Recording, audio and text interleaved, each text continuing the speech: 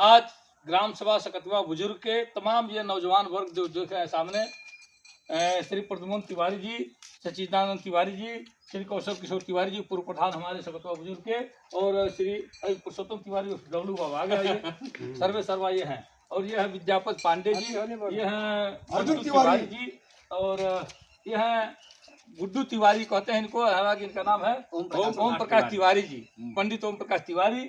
और ये पंडित मनदीप तिवारी, और ये पंकज पंडित नहीं कहेंगे, है तो पंडित है, इंजीनियर है ये पंकज तिवारी इंजीनियर साहब। और हमारे प्रोफेसर देवेंद्र तिवारी जी, प्रोफेसर देवेंद्र तिवारी, और मैं बादशाह प्रेमी और कवि का कवि नहीं भी कहेंगे तो मित्रों, इस तरह से हमारे गांव की एक छोटी सी टोली है।